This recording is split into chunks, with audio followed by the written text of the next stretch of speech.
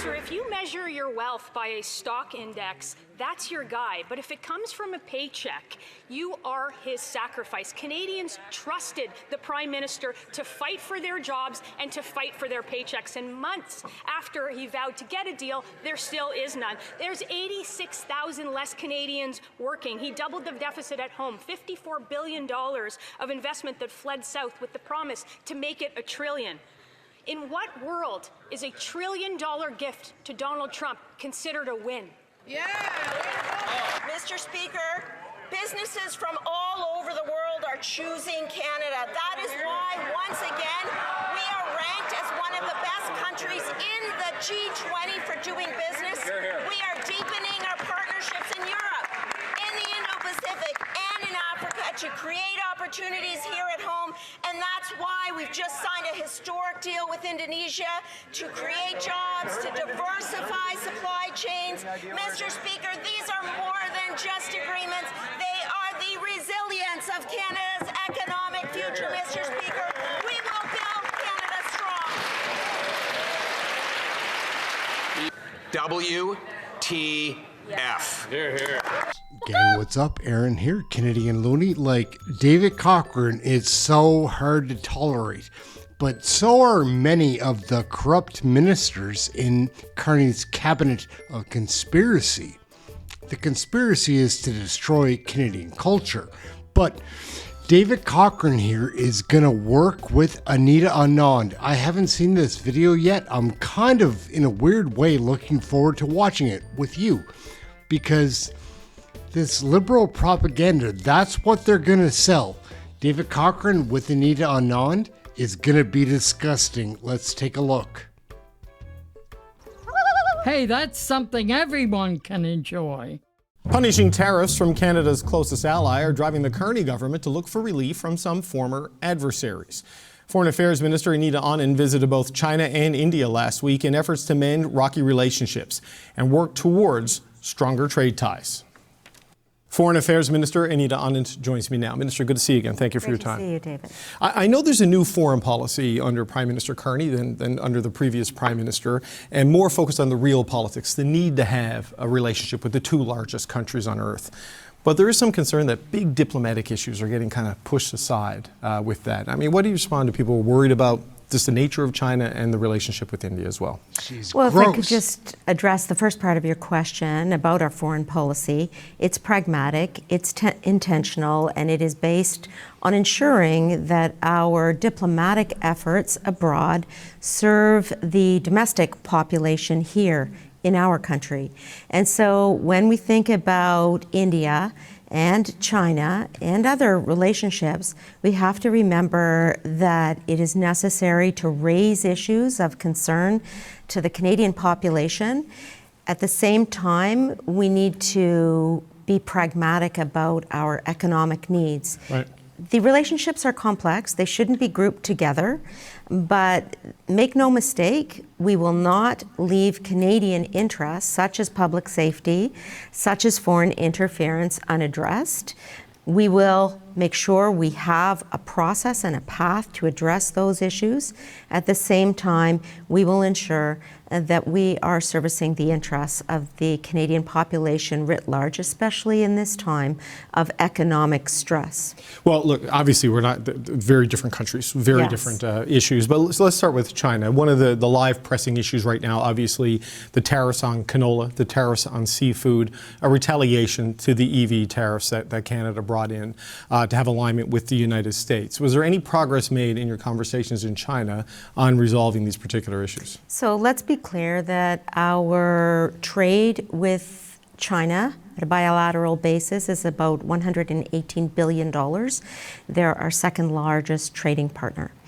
In terms of the specific sectors that you mentioned, I raised those sectors during our bilateral conversation, but the gist of the interaction and my effort there was to put on the table a strategic partnership framework so that whenever Canada has concerns, especially at a trade level, that it wishes to raise with China, we do so not on an issue-by-issue basis, but we do this in the context of a framework for the pragmatic, the constructive, the professional conversation that we need to have with our second largest trading partner. But you have, Premier Scott Moe, Premier Wab Kinew, they want the EV tariffs dropped to take pressure off canola. I was just home in Newfoundland for the election in Newfoundland and Labrador, and the fishing sector there is losing market share in China. So, I mean, can these issues get resolved without dropping the EV tariffs? Are you prepared to do that if that's what it takes? Because that causes problems with the U.S. Right. So I can't speak for the government on the other side.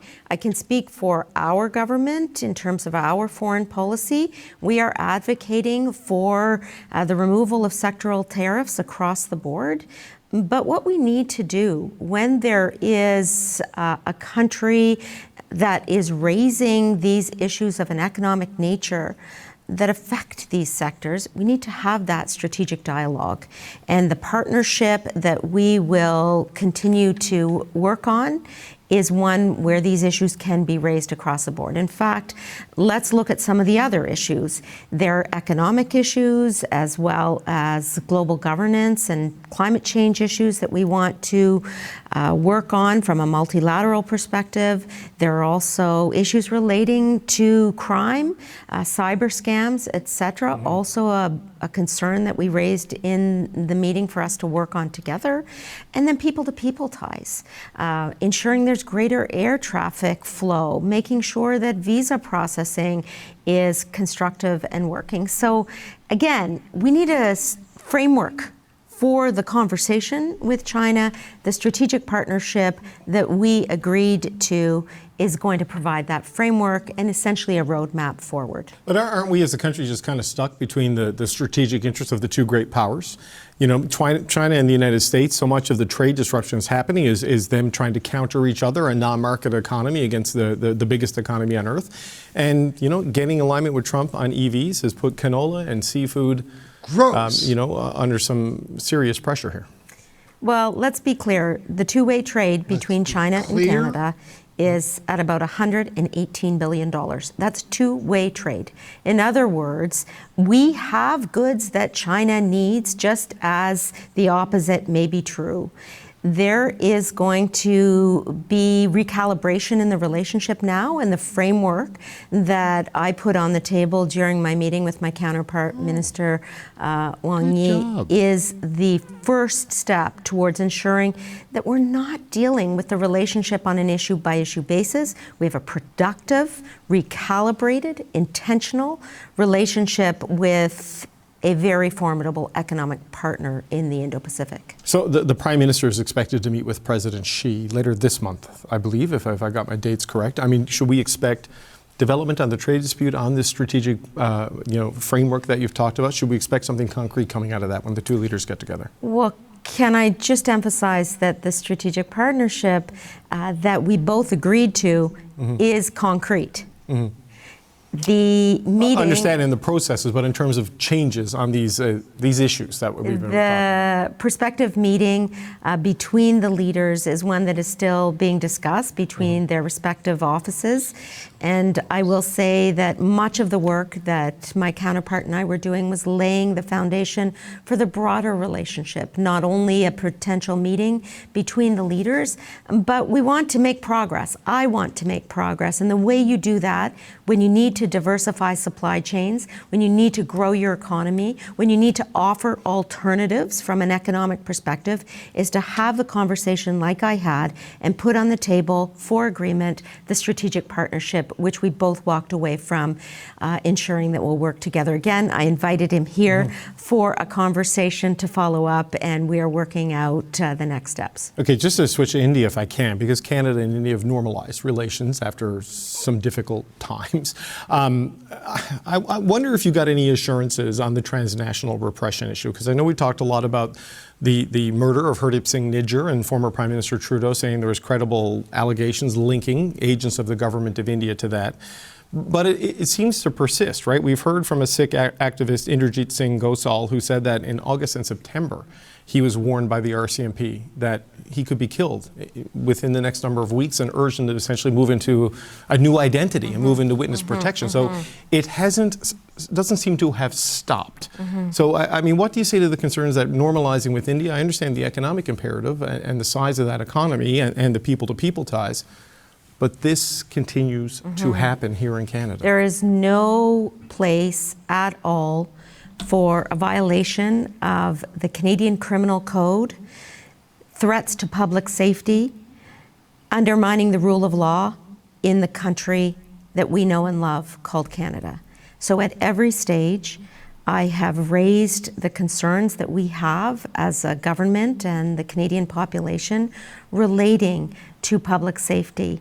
And in fact, there is an ongoing law enforcement dialogue between the two governments at the most senior levels. My deputy minister and the head of the NSIA were in India just a few weeks ago, for example. In addition, we have listed the Bishnoi Group as a terrorist entity in Canadian law, responding to the concerns relating to public safety that have been raised. And then finally, I know as a matter of fact, as do you, that the RCMP investigation is ongoing and is absolutely imperative to ensuring that the rule of law remains firm and unimpeded by any other policy of our government. But what you outlined there are things that Canada has done and Canada is doing. I mean, what has India done in the interim? Because if we still have the RCMP knocking on the doors of Sikh activists and saying your life is in imminent danger, you need to leave the life you've built and go into hiding, then India clearly hasn't stopped this, right? Because the Bishnoi gang is believed to be the arm of the agents of the Indian government in this country, and we can list them as a terrorist organization here in Canada all we want, but if the Indian actors are still giving them instructions and a target list, something is not working on that end of the relationship. Well, to be clear, when there is an entity listed as a terrorist group under Canadian law, the full force and effect of the Canadian Criminal Code will apply to activities of that group. So it shouldn't be brushed over. I'm not brushing it over, but if India and its diplomats have been the ones giving the list and the orders, that's still the problem. Exactly. Right? And I don't deny the importance of ensuring that that law enforcement dialogue, where we are raising at every turn concerns relating to public safety and security in our own country, continues. That is an absolute priority. The protection of public safety in this country, regardless of who you are, must continue. It is the foremost priority in this conversation, and at the same time, ensuring that we are fulfilling other needs from an economic perspective. Look, you've heard the criticism, I'm sure, from the World Sikh Organization and others saying Canada's kind of trying to pretend as if everything has gone back to normal. And you know, this reporting about... That's untrue. We're not going back to normal. Back to normal wouldn't involve a law enforcement dialogue. Back to normal would not include listing the Bishnoi gang. Back to normal would not include an independent RCMP investigation. Back to normal would not include the continued raising at every turn of the public safety concerns of the Canadian public. So back to normal is not happening now. We are at all times ensuring that public safety concerns are at the very top of the agenda. If you take a look at the joint statement between the two countries, the first page is in fact dedicated to the concerns relating to law enforcement. So just as a final point, and just for the record, back to normal was what the World Sikh Organization said, not my opinion on this. You've talked about a dialogue and process. What tangible progress are you seeing? And how would Canadians know that India is changing the way it conducts itself, you know, in the affairs of this country or in its external affairs? Because if people keep getting warnings from the RCMP, at some point, what do you do? I understand the point that you're making, and I will say that there is a productive conversation that is occurring between officials of our government and the government of India. They have not before issued a joint statement like we issued on Monday together. If you take a look at the wording of that joint statement, it is forceful. If you take a listen to the words of Minister Jaishankar, the foreign minister, my counterpart, those words are also reiterative of the position that law enforcement matters. So for the first time, we are having a very constructive, policy-oriented dialogue with India to ensure that public safety remains at the very top of the agenda. Minister, I've gone over time. I want to thank you for your time. This Foreign Affairs Minister, Anita, Anand. Thank you. WTF. Here, here. All right, gang, we're going to wrap it up right there. Remember to wash your eyes and hands after watching that. Oh my goodness. Anita Anand is disgusting. David Cochrane is right there to prop her up, though. What a weird combination. What a strange time. Canadians need to be aware. It's as simple as that. They're trying to dupe everyone, and they've got like 40%, 42, 45% of the population. Don't be one of those. Aaron, Canadian Looney, like, share, subscribe. Come and watch one of our live shows. We've got a great chat room. That's it. We're wrapping it up for now. We'll catch you in the next video. Thank you for watching this one. Everyone has an opinion about Canadian federal politics. Get yours right here.